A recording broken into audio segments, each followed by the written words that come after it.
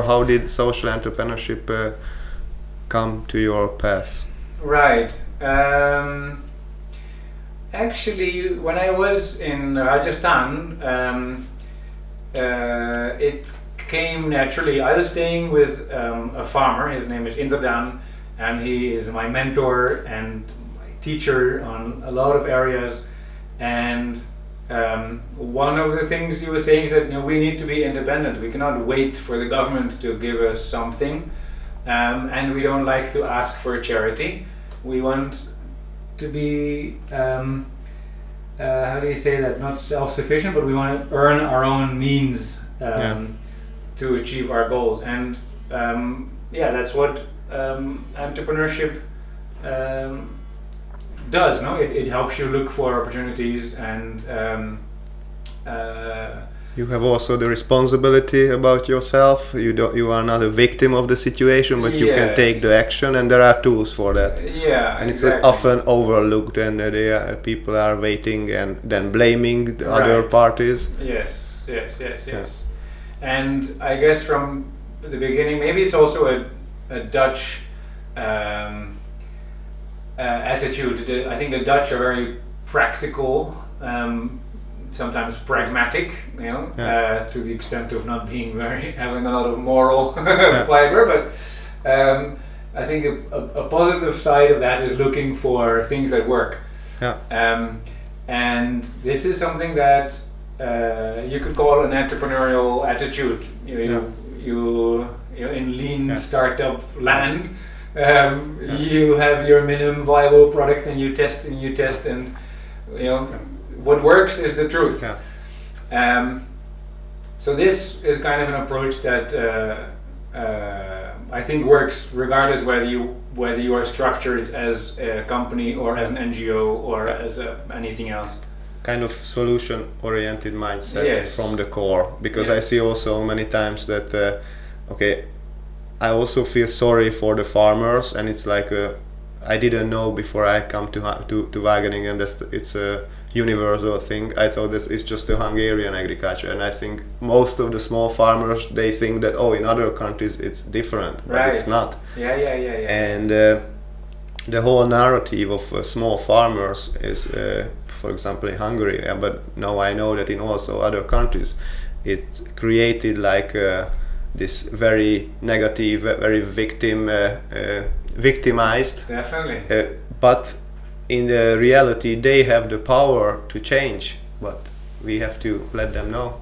Yeah, and it's also not so easy. I mean, there are structural limitations and power imbalances and whatnot, and it's emancipation and empowerment is a process that, it's a struggle. And I think often, the downside of entrepreneurship is often people ignore that side of it. They're like, everybody has the power to create through positive psychology their own utopia, and this is not true. There is definitely the haves and the have-nots. Social entrepreneurship as a term, I think it's very intriguing because it has the potential to kind of recapture this language. Why are we talking about social entrepreneurship? Shouldn't all entrepreneurship be social? Shouldn't all entrepreneurship be about looking for solutions for the many and not the few? It's an interesting debate, because if you try to set yourself, say that we are not commercial entrepreneurs, then you're kind of admitting that the purpose of commercial entrepreneurs is profit maximization and wealth concentration. And I would like to challenge that. I would like to believe that all economies should ultimately be for the benefit of the many. And so this is why also I like the term systempreneurship or systemic change. And often I think in social entrepreneurship scenes we're not ambitious enough. We try to shift the deck chairs on the Titanic a little bit and maybe round off the hard edges of capitalism.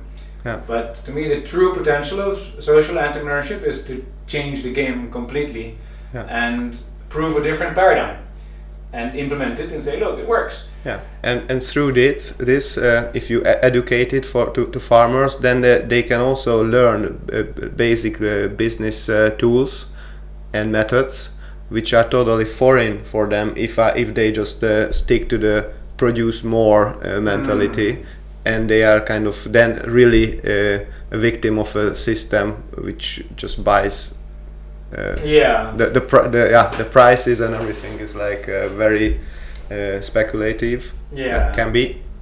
But the question is that you had already ventures 15 years ago in the supply chain management regarding to cotton, and I guess with the corner of your eye you still have some overview what is happening.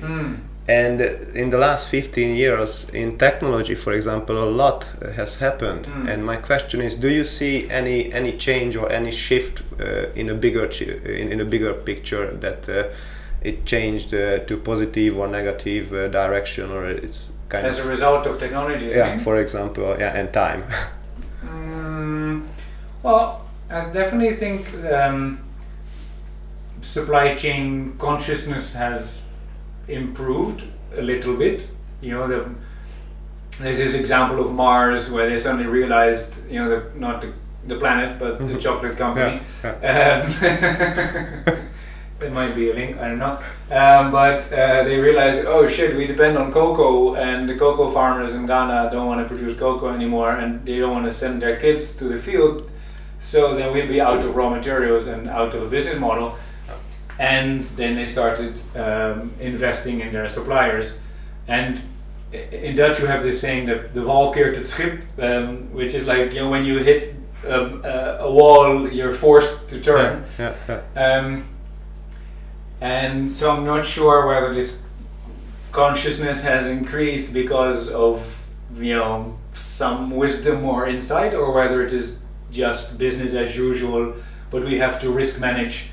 I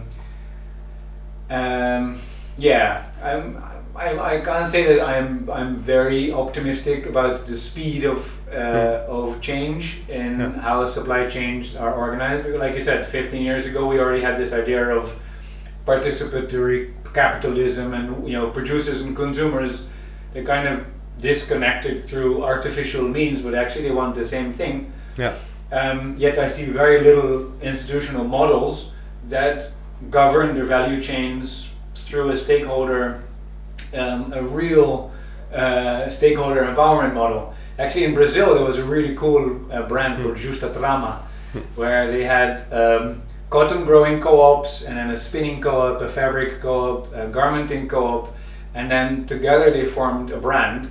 And so all the added value of the brand belonged to the entire value chain. Yeah, that's cool. And then based on a annual or biannual assessment, they would say, oh, this year we really need to invest in this part of the chain or that part of the chain. And it's not this unleveled playing field where everybody at the beginning of the chain always gets the last paisa or the last cents, whatever is left. Everybody is close to the consumer, creams off, and then whatever's left goes to the raw material producer. This is an imbalance which is, I think, still very dominant and very sad. I don't know that technology has changed a lot of that. I think it has the potential to.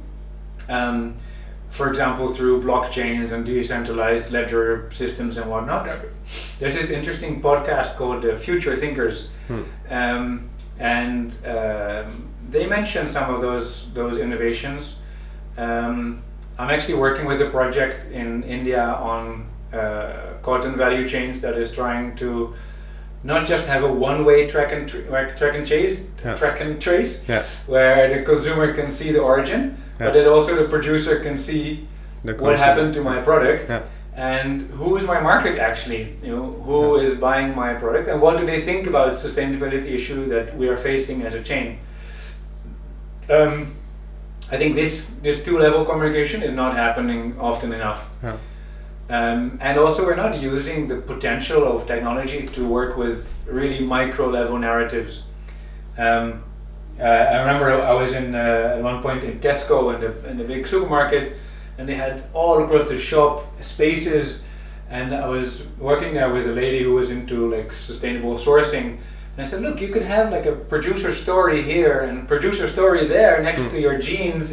Why not a story of the farmer? And then they ended up being a very bureaucratic organization, and they were not really entrepreneurial. Yeah. They are like any large institution where it has to go through this committee and that committee and this department and that department, and finally nothing happened. Yeah. So no, I don't see a landslide big shift in supply chain management or governance. I still think there's this in Wageningen they call it the schizophrenia of the citizen consumer. As a citizen you vote for more animal welfare. As a consumer you go for the cheapest. Yeah. And still we haven't apparently found ways to help consumers behave as citizens. Yeah. And I think the same is there for all links in the chain. Like you mentioned, just producers, they want to produce more and produce more. Whereas if you would ask, what would you want for your children, they would not say like monocultures and less biodiversity. They would say chirping birds and beautiful flowers.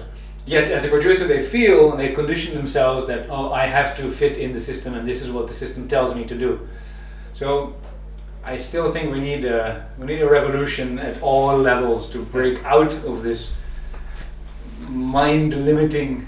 It's about our I think our self-perception, how we see ourselves. Do we see ourselves as creators of these systems or as cogs in the wheel?